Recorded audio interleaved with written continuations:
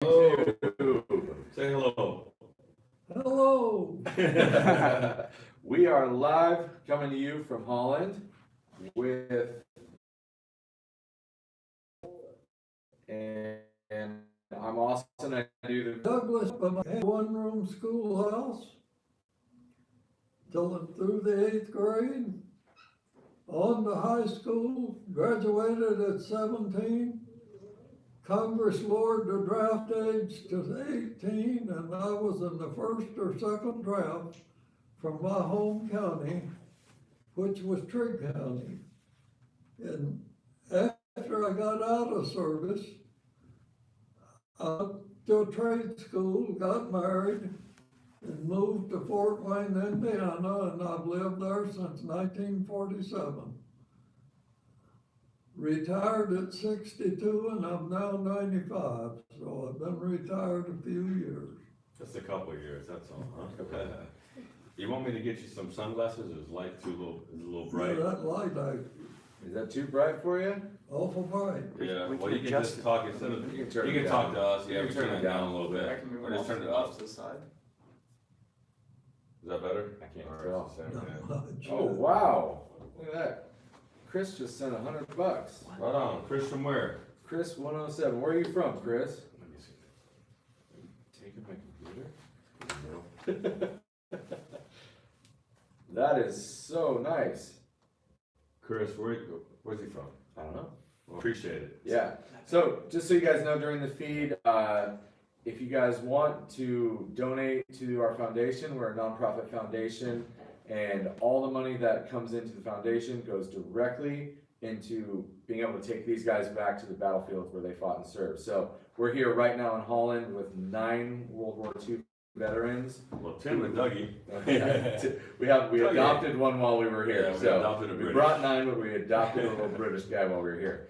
So yeah, so that's what we do. We take the guys back so they can come back to the commemorations and to be honored by the people who they liberated 75 years ago. So And we have been here this is our 4th day.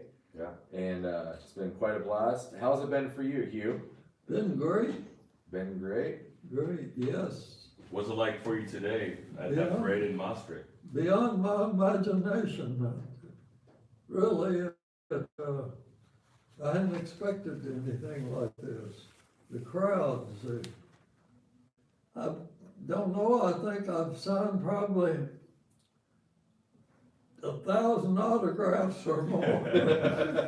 Yeah. Just so you guys know, like when these guys roll into town in Yeah. these cities over here in Europe, it's like Kobe Bryant just rolled into town in LA and the crowds gather and they want autographs, and people are crying, and it's just amazing to see the appreciation that they have for these guys who fought so hard to free them so long ago, and they still remember, and it's just an amazing experience for them. It is really cool. What we do for the veterans is that, just like when I played ball, I used to have football cards, and I just thought that, instead of a football card, I think we should do a veteran card. For all the veterans, we make them cards, and I think we might have your card here. Probably. Joe, Joe, can do you you have get a card? Hugh's Do you have all card? his cards? Yeah, so you can see it. I mean, I know we asked for pictures before and all that stuff, because I said it's gonna be something really special, and you had a chance to see your card. I'm sure you signed it 100 times already today. Yes, and I've got probably 100 cards at home or more that my granddaughter's husband made. Mm-hmm. He's a graphic artist and works for John Force, if you know who he is, that races cars, and he does the designing and painting of the cars and the semi-trucks that haul the stuff in. He even does some work outside. He paints, I think, the police cars, the fire department stuff, and some other stuff other than, and that's in Brownsburg, Indiana. Yeah. Well, cool. We have your card right here. Yeah. You can Somebody said yeah. I shouldn't compare the guys with Hollywood stuff because they're on another level, which is definitely true. I was simply making a comparison saying that it's like if they came in, if it was, who did I even say, Kobe Bryant, yeah. Yeah. No comparison though, for sure. So that's the front of Hugh Wallis's card. So each of the returning veterans get a card, just like you're seeing here. It's a picture of them currently in their uniform, and they're holding a picture of God, you must have been what, 18 years old? 18 when I was drafted. 18, yeah. About a month or two after I was drafted, I turned 19. And when, let me see, I don't want to get mixed up here. I got out of jump school in December of 43, and I would have been 19 at that time. And I would have turned 20 the following June. So when I first got overseas, I was 19. Wow. I never been on a plane until I was 19. Just think about, any of you out there watching, think about what you were doing at 19. Yeah, right. Here you are going across. Yeah. Yeah. Crazy. Yeah, so this is the back of the card here. You guys see the back of the card. So each of the veterans get, the back is completely different. We see on the outside, that's your unit patch, your regimental patch, and you know, the combat infantry badge, and a nice little short bio of you reading Hugh Wallis's card right now. So those are pretty nice. We give each of the veterans 1,000 cards at no cost to them, and these are great cards for them to, anytime they do any type of appearances or you go to schools, it's always great as a nice little, you know, memento to get back to the kids. You know, it's all about history. We want to make sure that we pay it forward to the next generations. That's why we're here. That's why we tell these stories, you know, to keep history alive. And that's why we had 50,000 people out there today. I mean, it was incredible today. I mean, I've never been to any city like this in America or anywhere to see this type of love and appreciation for our World War II veterans. I mean, what did you think about that today? I was blown away. We stopped on the bridge. Remember, we stopped on the bridge and it was just... Well, we went live. Me and Hugh went live earlier today on the bridge. Oh, you did? On YouTube, yeah, we were live so people could see what that was like. So if you want to check the previous live feed from earlier today with me and Hugh on a Jeep on the bridge in Maastricht during the parade, and it's something else to be able to see how many people are out there and how crazy it is. I only wish we would have went live later. It got really crazy. They had cannons, just shooting, ticker tape? Yeah, it was confetti and ticker Just tape. everywhere. It was a mess, and it was fantastic. It was amazing. You weren't in New York for the parade after World War II, were you? No, I wasn't. No. Now, when I joined the H Company of the 504 on the NZO beachhead, the 1st of March, 1944, it was within 2 or 3 days of the 1st of March, I'm not sure exactly what day, is 3 of us that came up as replacements. Didn't know it, but we got assigned to an outpost, joining people that was already there, some of them. And we was past our front lines before we even knew we was at the and I was hurt, got shrapnel in my leg. About the 3rd, 4th, or 5th day I was there and spent quite a bit of time in the hospital. Yeah. And we got going late. We was run out of food, and another group come up to replace us. And I was hungry. I hadn't eaten the day before and for a night. And the next day I was hurt early and right in, made x-rays, sat down in a chair, and as I said next, you scooted down the tent where there must have been 10 or 15 operating tables. And finally a lady said, "Nurse, next," and it was me. I handed her my x-rays, crawled up on the operating on myself. And they got my arm there, and there was another little nurse sitting over. She said, "How old are you?" I was 19.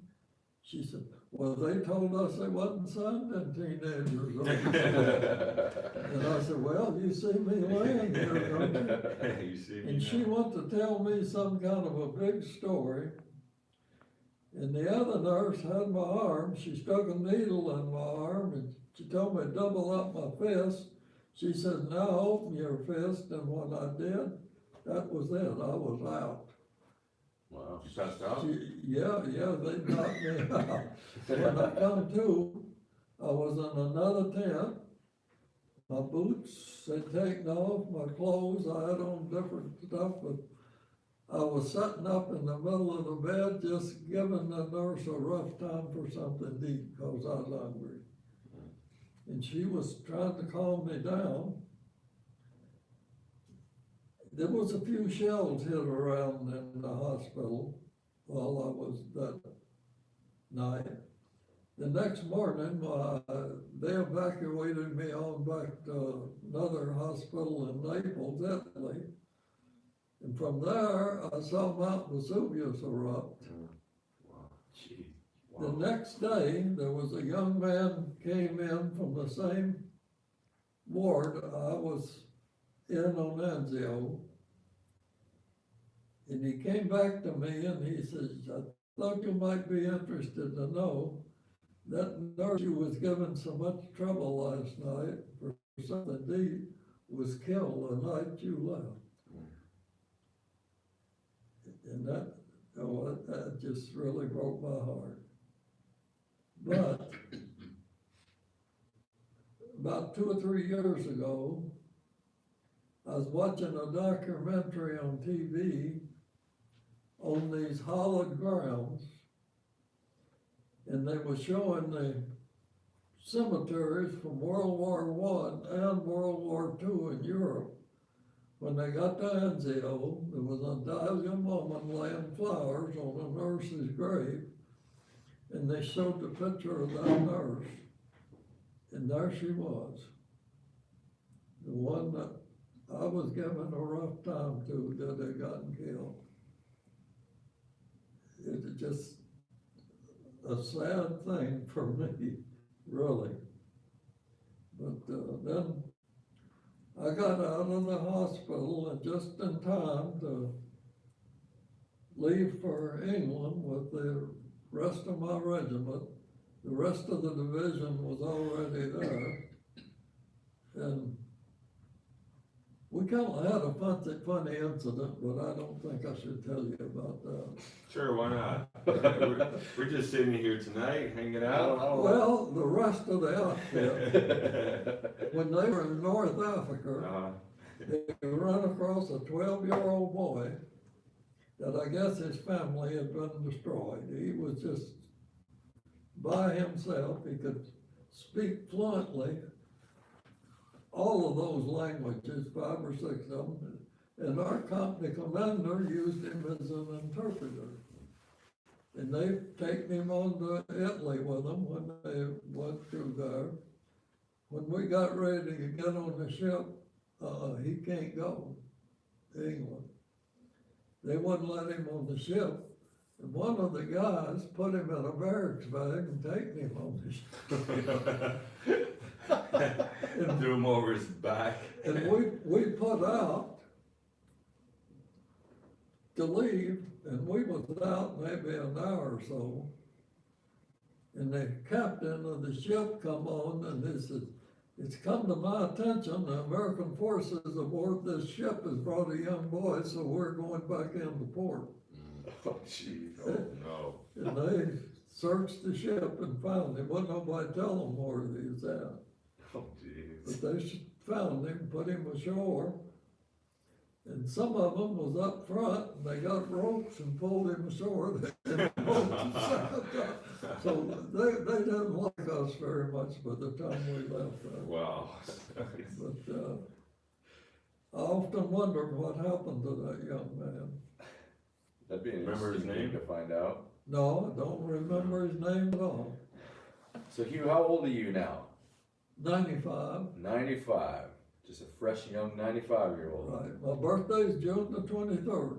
June the 23rd, so you just turned 95 not that long ago. Yeah, we got some questions? Yeah, so someone asked here, Cool. speaking of your age, like, let's see, what is that? Black Red Studio asks, when you were young, did you ever have a chance of meeting a Civil War veteran? Would they have been still around?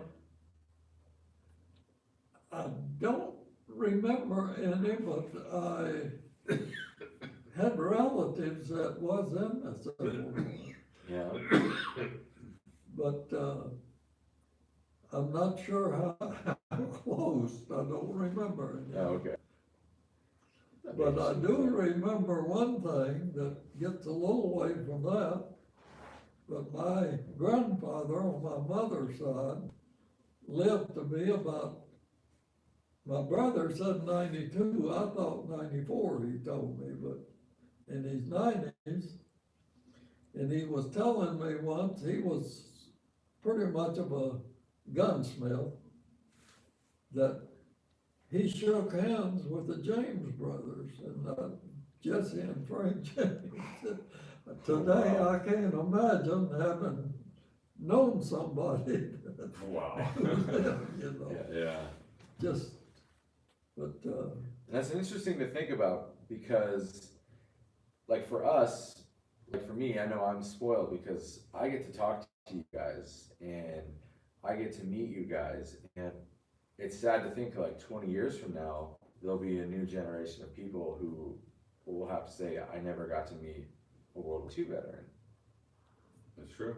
You know, and that's a big part of why we do what we do now, is because we want to get as much information, as much stories from you guys as we can while we still got you. You know, we have the technology to immortalize this stuff and to get your stories out there, and people can see it for as long as the internet's still around, Yeah, like forever. the rest of the time. Yeah. You know, which is something that, you know, we don't have. I mean, we have some of the stories like in books and stuff like that, but nothing like actually face-to-face video talking to you guys and hearing your stories. I had an uncle was in the First World War. He died before I was born, but from the poison gas that they used. Oh, Yeah, wow. wow. That's brutal. He was home for a year or so before he died, but that was before I was born. oh, so he survived Yeah. Oh, the wow. war and then got sick from, That's horrible. Now, I had a brother in the military during World War II, the same as I was. He was overseas when I was drafted, and he was still over there when I got discharged. was he in the army as well? Yeah, he was in an MP battalion stationed in Tehran, Iran, and they was guarding the Land-Lease route to Russia. Oh, wow. In Iran. He was there over 3 years. And he was a pretty private person. And while he was there, I never knew until he died about 3 or 4 years ago. The Red Cross arranged for a furlough for some of the guys, and they made a trip to the Holy Land. And they spent a night on the desert in Iraq, and in his letter, I found the letter he written to my mother after he died. He said it was 173 degrees. I couldn't imagine that. Jeez. Wow. But, Well, if you guys are just joining us now, we're sitting here with Hugh Wallis, 95-year-old World War II veteran, all around great guy. You know, we've been hanging out with him here for 4 days in Holland, here with Donnie Edwards, and we're just having an open forum here. You guys can ask questions and talk to us on here. We got a couple people who have been awesome and have donated money already tonight, $100 and a $20 one. The guy who asked the Civil War question, what was What's that? his name? I can't. Steve Deaver. No, that's different. Uh, Oh, that was Dave. Dave Dave Deaver Deaver, sent yeah. $20. Oh, perfect. Thank you, Dave. Dave's awesome. Dave's been here every night. Thank you, Dave. She's been watching and commenting. It's awesome, guys. Thank you so much. Yeah, Dave says he was busy chasing tail at 19. You're fighting the war. He was chasing tail. He was going after the ladies, which I'm sure you were going after the ladies too, huh? Oh, not too much. Not too much. That's awesome. You're getting lots of people just want to say thank you. Lots of people are just saying thank you on here. I can tell you a funny story when you say that. What is it? In crossing, We have a young audience. Is it here, R-rated? so is it decent? no, yes. Okay, good. PG-13. Let's keep it In PG. crossing the Wall River, I got hurt. Went to the bottom, but I was lucky. I got pulled into another boat. But when I got into the tent in the hospital, my clothes was soaked. So they gave me a Dutchman's clothes to put on, and I forgot to take my billfold out of my pocket. My billfold got turned in, and it got back to my platoon leader, who was Maggie Magellas. He was a first lieutenant at the time, but he hadn't got word I was in the hospital. So, I don't know, it was a little later, I got out of the hospital in our rear echelon in England, and somebody stuck their head in the tent and says, your platoon leader has come back after these replacements over here. He's up in officers' quarters. So me and another one of my friends that was in the same platoon, we walked up to the officers' quarters, and when I walked around the edge of the tent to go down the street between the tent, he walked out of his tent, and I won't say exactly what he said to me. He said, where in the did you come from? I said, I've been in the hospital, I just got out. He said, well, we gotta get to the Red Cross and send your folks a telegram that you're all right. He says, I thought you was killed. He says, I didn't get a word. And I said, well, we don't have to. I've written to them and they have me and they know I'm okay. And he says, your billfold got back to me. And he said, there was a picture in there of a lady that had the same last name as you and had her address on there. And he said, I knew you wasn't married and I didn't know whether you had a girlfriend or not. But he said, I'd taken all the rest of the pictures and tore them up except hers. And he said, I mailed the billfold to her. When I got home, my mother had the billfold. Wow. It still had everything in it except the pictures. My sister's picture was still in there, but the rest of them was gone. Oh, wow.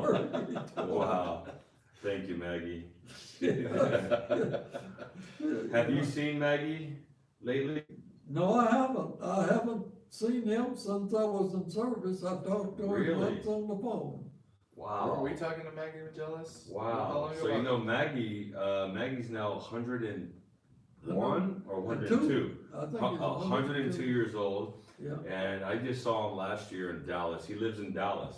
Yes, right. Yeah, he lives in Dallas, and he was gonna come here for the 75th, but That's what I thought. yeah, plans changed, and he wasn't able to come out. But he's still active, and I'm sure that will be a great.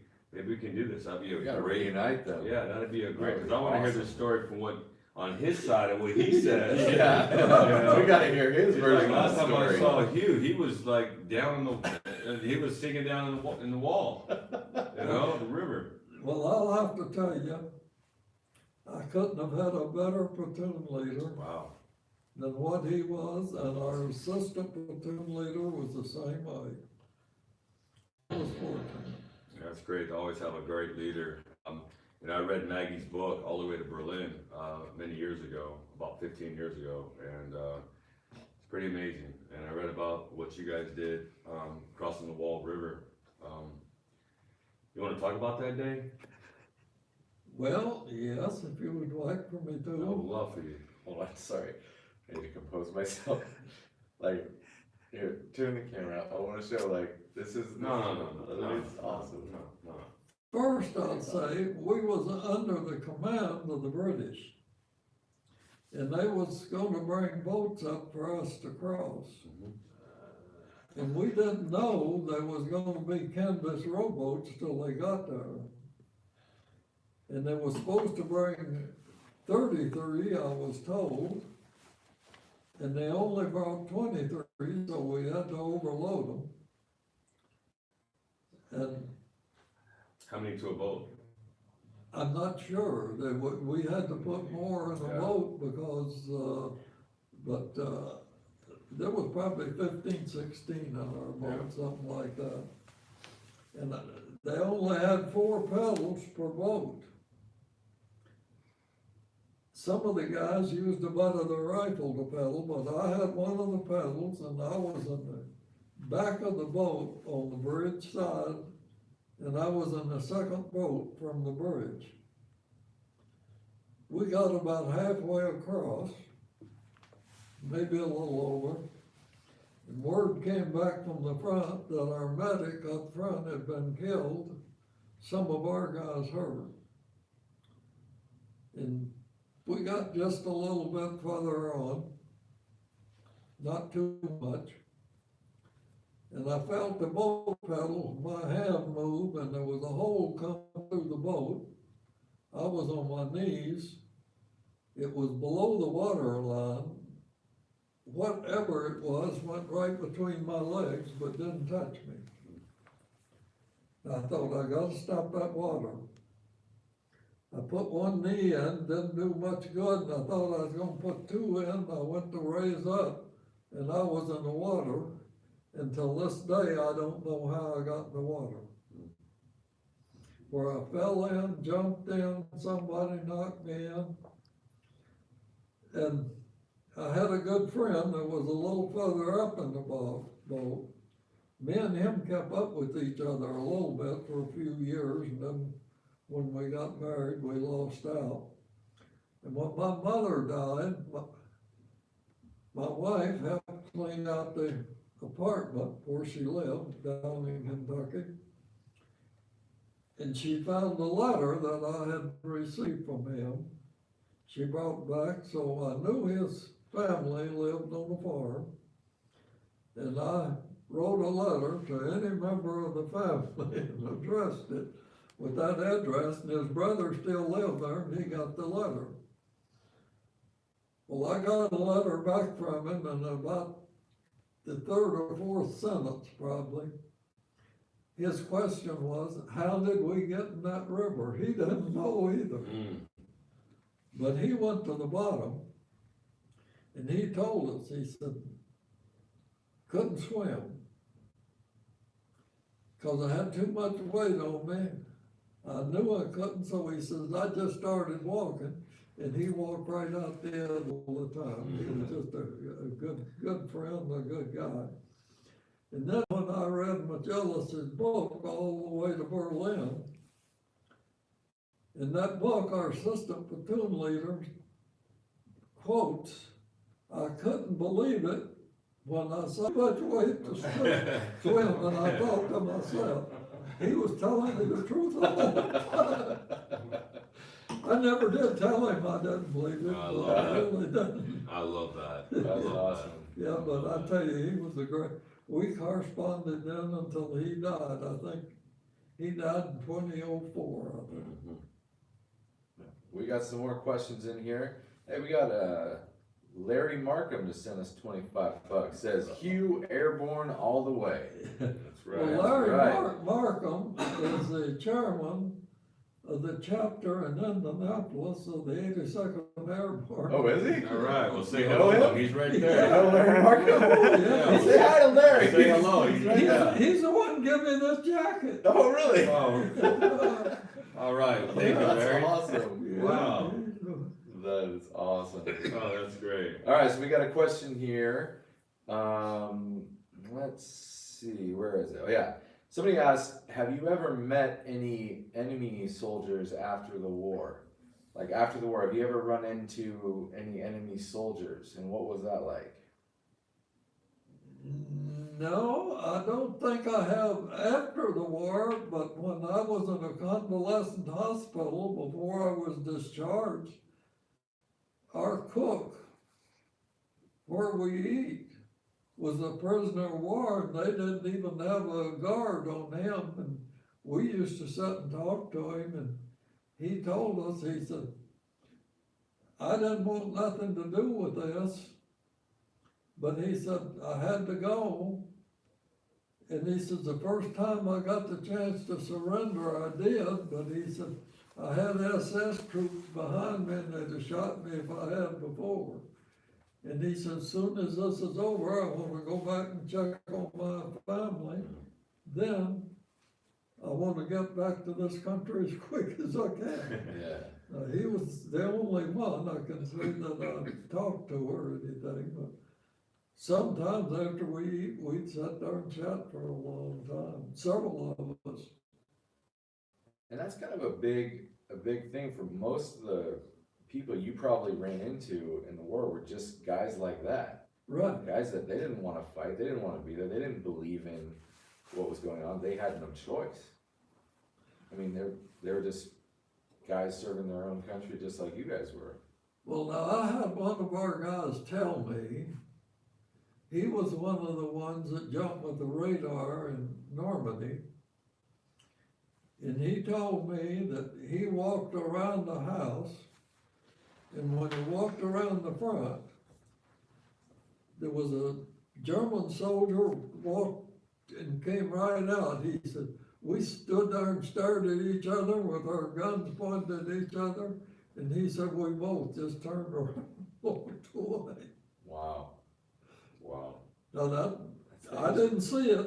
I didn't see it. We've heard stories like that. Yeah, You know, guys just like they didn't want to. Nobody wanted to have to kill each story other. told to it. Yeah. Well, it's tough, cause I've heard some But stories. anyhow, we got back to crossing the river. Oh, all When right. I went in, I went to the bottom, and I was pulling my gear off. I probably had 70 pounds on. I got up to the top, and got my breath 2 or 3 times, and down. I was up and down 2 or 3 times. And I don't know which time it was, but when I started back down, I'd been hit now, or I don't know how much blood I'd lost, but I knew that was it. Just seemed like everything went peaceful all at once. And why? I guess it was the good Lord. I raised my head up and I saw something. I reached up and grabbed it, and it was a boat pedal, and they pulled me in another boat. Oh, wow. Or I wouldn't be here. Wow.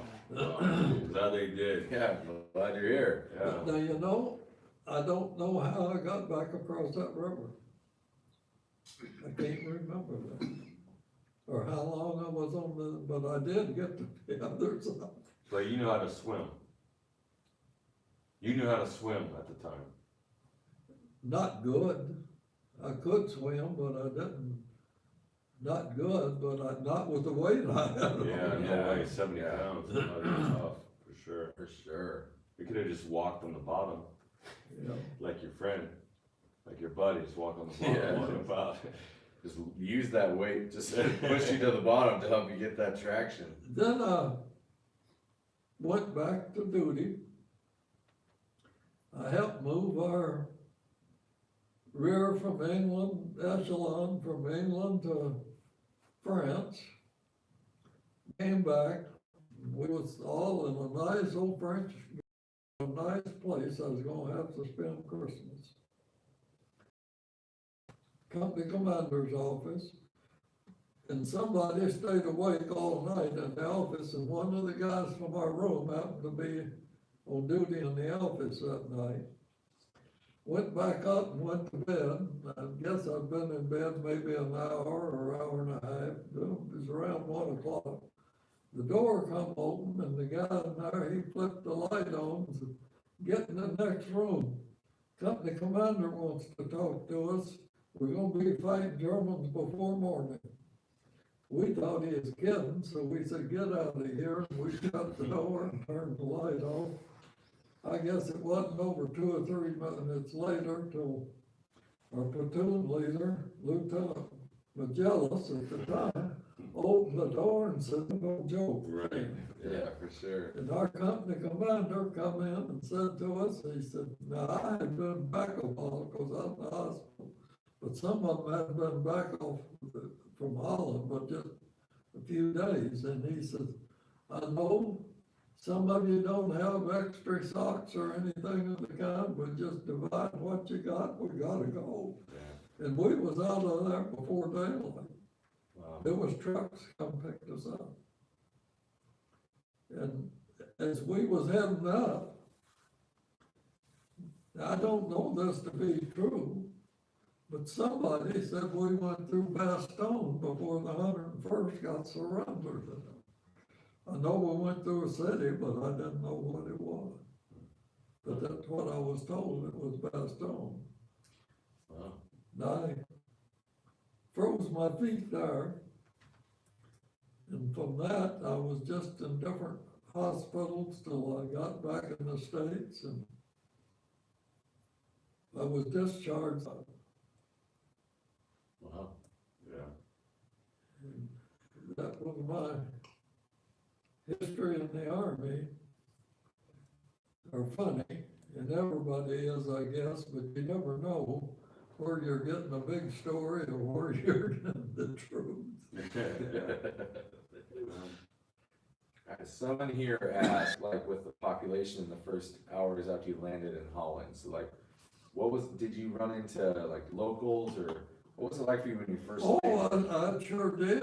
There was as I was mentioned, there's a couple right across the road from us, had a couple of kids. And he had a farm and he had potatoes, onions, and he fed us pretty much. We gave him our rations because there's stuff they hadn't had in years, and some of that ration, and we swapped stuff. We didn't really take anything from him. But, and he offered us first night we was there, he offered us to sleep in his house and they'd go visit relatives, but, we couldn't do that. Wow. It's pretty, you got that Holland hospitality right off the bat. Oh, Yeah, 'cause you Yeah. jumped. I had no ill feelings or contact towards any of the Dutch people. Wow. And that family was just absolutely great, that's all there is to it. Well, we're gonna have an opportunity to go back, to your drop zone and see if we can find that farmhouse there and Yeah. see if there's some family there, so, Yeah, that'll be cool. We was right at the end of an apple orchard, and the bridge we taken, you could see it, but it was probably 150 yards from where we was at. There was 3 of us. One of the guys had a BAR, and the other one was my assistant that would load my bazooka for me.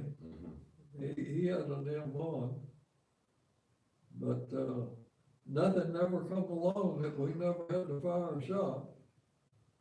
but you're ready. Yeah. And I read in the book, and I don't know this again to be true, I read it in the book, that from the time the first man went out the door of the airplane, we had the bridge in 17 minutes. But we jumped at a real low altitude, something like 250, 300 feet. But back in England, before we went, they had a huge tent. They put a table in, and I guess where they had made airfoils, it was a sand table, they'd taken and made the terrain the same. They put every house, fence, where the woods, and they say, now here's this table, right here's where you're gonna land when you land. You look this way, this is what you're gonna see. You look this way, this is what you're gonna see. And here's what you're supposed to do. Well, every man knew what he was supposed to do when he hit the ground. And there wasn't much opposition. Again, here's another story that somebody said, but I can believe it, that when the Germans was in a barn and they were cooking their meal, and when they saw us coming out of those airplanes, they run.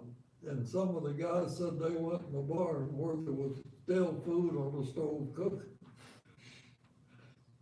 Interesting. Now, I wasn't in the barn, so Yeah. I'm not, Secondhand information. right, that's secondhand. Yeah. We just didn't have any stiff opposition there. So Hugh, this is your, first time, coming back to Holland Yes, it in is, 75 years. but, I've had contact. In fact, the Division Association was formed when we was in England, and I was a charter member. And when I got home, go to school, get married, I just lost out. In 2006, I got a telephone call. It says, I'm looking for a Hugh D. Wallis from Kentucky that was in the 3rd platoon of H Company 504. I said, look no further, you just found me. And he said, well, you're, so, then he said to me, well, he said, I'm, at the time, 24 years old, and I'm calling you from Arnhem in the Netherlands. And I couldn't believe my ears. And, then I said, yeah, he was my platoon leader. He said, well, I'm in contact with him. Is it okay if I tell him that I talked to you? I said, sure. And a few days later, he called me and, he mailed me his book all the way to Berlin. But then, the young man that called me was Frank Van Lichteren. He's written several books. And, he was at our convention in Harrisburg, Pennsylvania in 2007. So I went, he was the feature speaker at our 504 dinner. So we met him and he and I kind of kept in contact ever since. I got an email from him Christmas telling me that, Magellan and I was the only two that he could find still living from H Company and jumped to Holland. And, he said there was 2 from, or 3 from G Company, I think, 2 from I Company, I don't know, something like that, but one of the guys from G Company has died. That was Lieutenant or Captain Roy Hannah. I saw him back in June in Fort Bragg in All American days, and he died about a month later. But he, yeah, if there's any more they can't find them, just like in the state of Indiana, this Larry Michael, he told me, he says, you're the last one from the 504, or I think he even said the 82nd that I can find in the state of Indiana. Wow. And that's when they wanted to shower me with all this stuff. Wow. Jacket and Well, looks good. stuff, yeah. Yeah, looks great. My family was down with me. Yeah, Any more questions there? We do. I don't regret any of the time I spent in. That's good. No, it's special. It's great to have you back here to see it in a whole different light, 75 years later. I mean, it's great to know that these people don't forget. The Dutch people, like you said, are great, incredible people, big hearts, and you see it from the young kids to the 3, 4, 5-year-old kids that we saw today to the, you know, to the parents, to the grandparents. Well, yes, and like I say, after I talked to Frank, and then in 2011, I went to the World War II Memorial in Washington, D.C. on the honor flight from Northeast Indiana. And they assign you a guardian to help you around and things.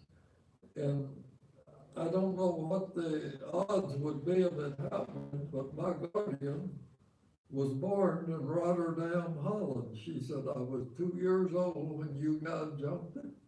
Wow. And ever since then, why, she's kept up with us, her folks, that sometime after the war was over, they immigrated to Canada, and then she married some guy from the States. I don't remember where her folks came over or not, but her name was, the first name was Nellie, and her married name, I suppose, is Kelter. I don't know what her maiden name was before she married, but she still talks about her house sometimes and calls. We talk.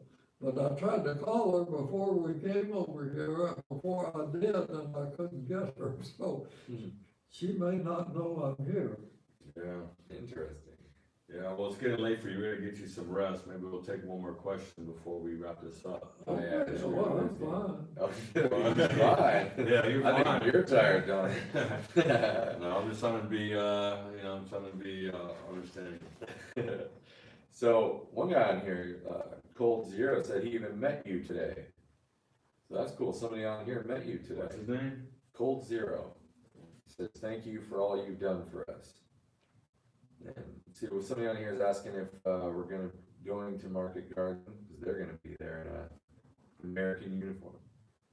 So like, if you guys don't know, over here, there's reenactors all over the place, dressed up in American uniforms from World War II. And it's pretty fascinating to see they're just driving around everywhere in old World War II Jeeps. They're in uniform, and they do it to honor the guys. And how was that for you to see all the people, the reenactors who are dressed like you guys used to be? Oh, I guess I will say interesting. Interesting, it's been a few years back, and I think they have it every year, a reenactment just out of Rockford, Illinois. And they even have the German equipment and guys dressed in German uniform. Oh, interesting. And They go all out. one of the guys, there was even a group there from the 504, I think, but most of them were historians. A lot of them hadn't jumped. But one of the guys went over and asked my son, says, I've got a World War II Jeep over here. You think you're dead? And his wife would like, so they take me and my wife and my stepdaughter and her husband for riding all over the place. And when we started to go into one place, the driver said, now we're going into enemy territory now. And those guys was all dressed in German uniforms. So Rodrigo here asks, did you ever have to use your airborne clicker? Your clicker, your, what would they call them? Cricket. Oh, that's what they used in Normandy. Oh, so they didn't use those in Holland at all? No. Oh. No. I guess I didn't realize that was a Normandy exclusive. I think Normandy's the only place they use those clickers. I never had one. Okay.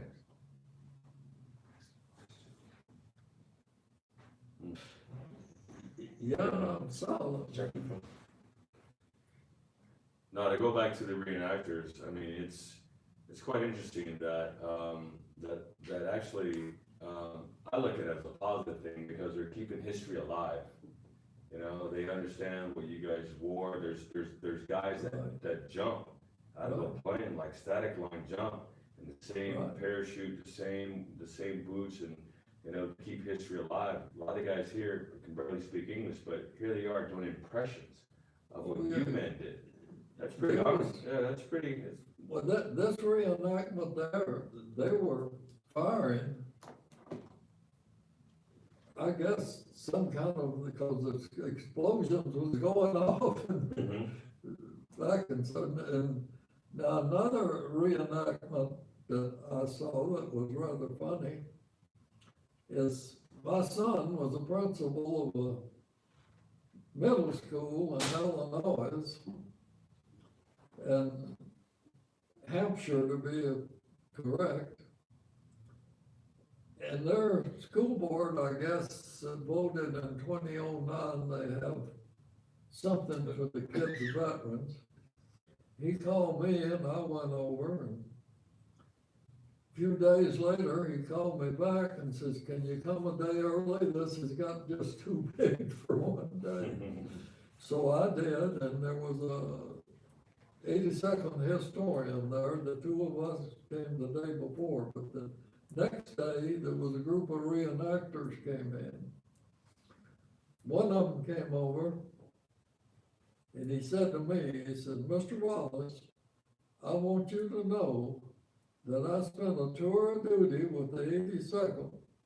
I think he said Iraq, and another guy with them in Afghanistan. But today, he says, I'm the enemy. He had on the German. Oh, yeah. It was funny, but that was quite a deal. They, my son had tables put all around the gym. And they set up, they had equipment, some from World War I, our equipment, a lot of it from World War II. They had German equipment, some Japanese equipment. And the kids walked around the tables and the guys explained to them what it was, let them handle it. Those kids really appreciated it. Yeah, well, we do, with a lot of veterans in San Diego, you know, Tom Rice, 101st Airborne paratrooper from 501st, I see him, he's in San Diego, and when we go to school visits, I have a lot of, gear, and it's always great to, you know, bring it to the school so the kids can see it, touch it, ask questions, like, you know, I showed them what the May West was, and I asked, anybody knows what this was, you know, what this is, and no one, it's funny what he said, it's like, this, you know, they got rid of it, they never used it, they got rid of it so fast, Yeah. Norman did. These kids appreciated it. I think it's great when they, In 4 years, but I was up there for 4 years. And I think I've got 157 letters from the kids that they wrote to me. I've got some from some teachers. And there was one of the teachers that interviewed me. She was going back to school to get certified in something else, and she had to write some kind of a thesis or something on an interview with a World War II veteran, and she called me on the phone. Well, her professor even wrote me a letter and said that was the best interview she ever had. oh, awesome. That's So good. I've got a, That's wonderful. That's awesome. and it got to where if I walked in that school and they saw me, there's just young kids that come in swarming. In fact, the first time we was over there, my wife and I eat lunch in the cafeteria, and they had benches with, I don't know, probably 10, 12 kids, as a long table. Wasn't nobody sitting at the one. I told her, I said, well, we should get over there where we don't bother the kids. We're just loaded. Now, you have one more question? No, not at all. No, okay. Cool. Well, Hugh, we're gonna let you get some sleep and we're gonna sign off for now.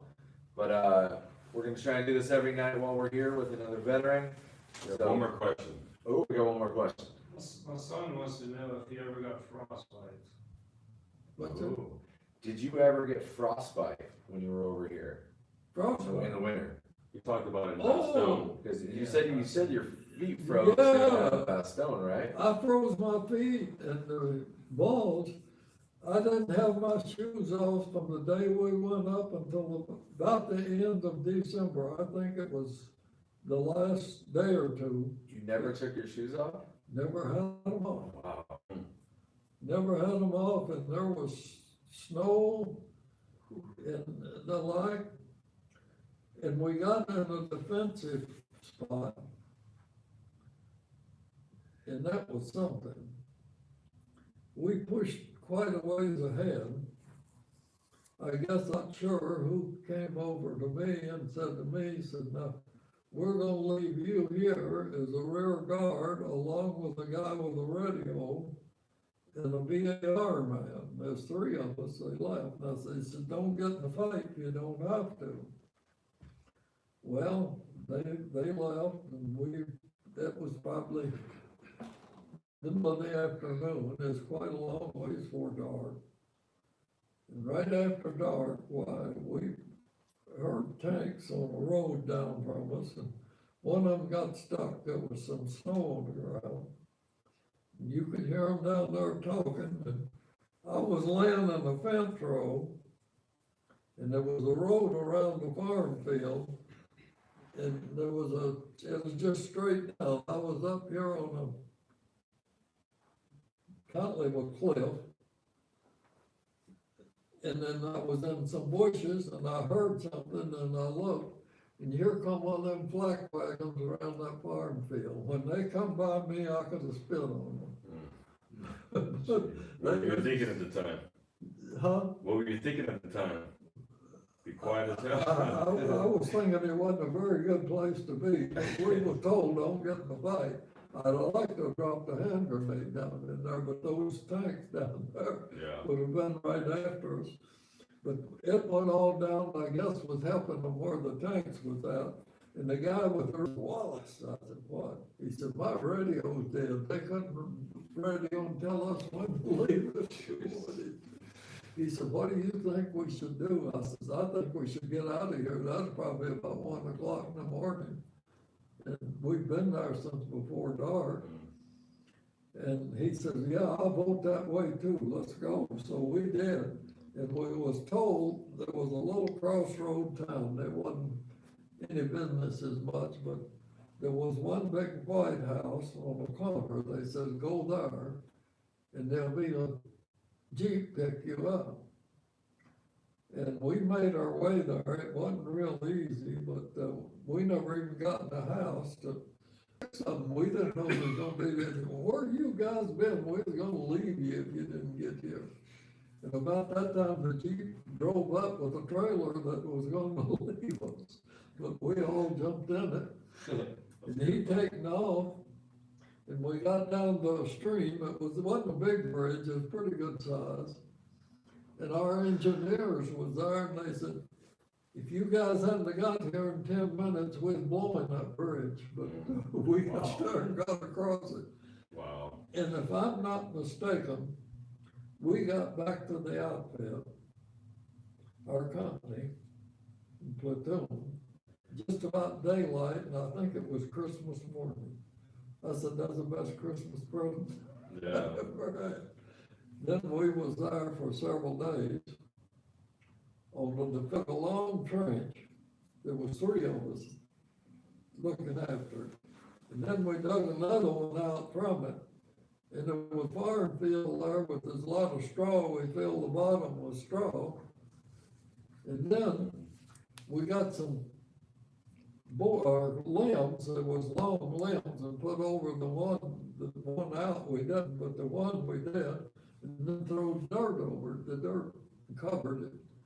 So when I got in there, we taking turns, staying awake all night and everything. Boy, when I started throwing out, my feet started hurting. And I guess it's just a little warmer under the straw and everything in there. And the sergeant came by and he said, "You guys okay?" "Well, my feet's really hurting." He said, "We'll go down to the medic." And I went down to the medic, and the doctor told me to take off my shoes. When I taken off my shoes, my just popped up. I couldn't have gotten them back on. Wow. He said, "Does any guys need a pair of boots up there?" I said, "Well, why?" He said, "You're not gonna need them. I'm gonna send you on back to another hospital." I said, "Oh, I don't wanna go." And he said, "You're going or you won't do or not." No, you have But I a couldn't have choice. got my shoes back on, and then they evacuated us back. We went to Liège, from Liège to Paris, from Paris over to the canal between the British and there. and ended up in a hospital over in England. And the Is that through Lucky Strike? Huh? Is that through Camp Lucky Strike? Oh, I don't know. Remember? It was, Or you went over to I England? know there was a long ward where there was probably 20 guys in or more, and cots on each side. But there wasn't one vacant right at the time, or if it wasn't ready, because there was a room up front they put me in. And I don't know, the next morning there was a captain, he was probably a doctor. He had my papers and everything in his hand. He walked in and he looked at me and he says, "What outfit was you in?" I told him. He said, "You been to the hospital before?" I said, "Yeah, this is my third time." He said, "You want to go back to your unit?" I said, "Well, I guess I probably have had about enough. I'd hate to leave it in the way." He said, "Don't let nobody catch you out of that bed." He never looked at me, he just turned around and walked out the door. Well, later on, they put me at ward, knew they was coming home with me, because on your records, they would put a Z and I for zone of interior, and you knew before medical board. I said, "Oh, no, you're not kidding me. I know better." And she said, "Why?" I said, "Well," I said, "we sneaked in the office last night when nobody was there," and I said, "my records are not Z-I, so I know you're joking me." She left in a little bit and she come, then I left and we landed in New York. Went to Camp Kilmer, New Jersey. And the first night we was there, while the stage show Oklahoma was playing on Broadway, and they brought it out for a one-night stand to Camp Kilmer. Nice. And the ones of us, there's about 50 of us on that ship, was guests of the, yeah.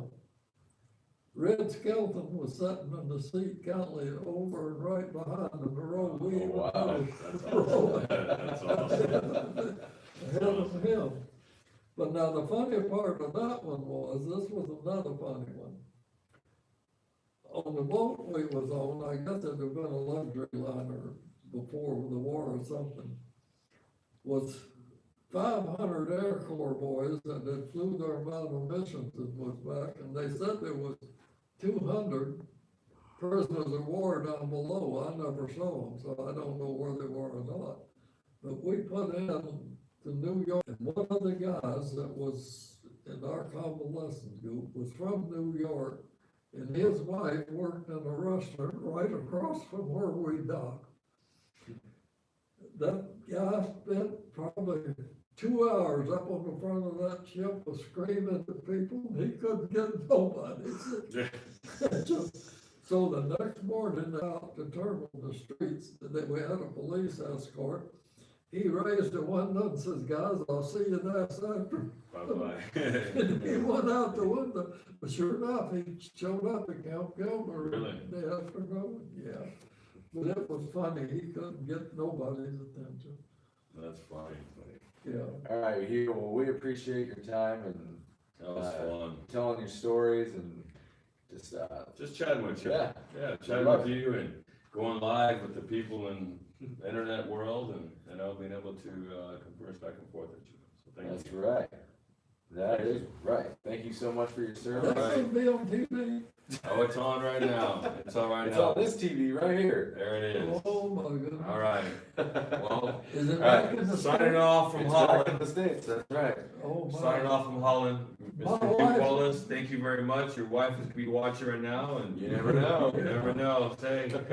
Your wife, Anytime. We'll call it tomorrow as well. All right, so make sure to subscribe to our channel, and make sure when you subscribe to check the little box that says to get notifications from us when we go live, and anytime we post a new video.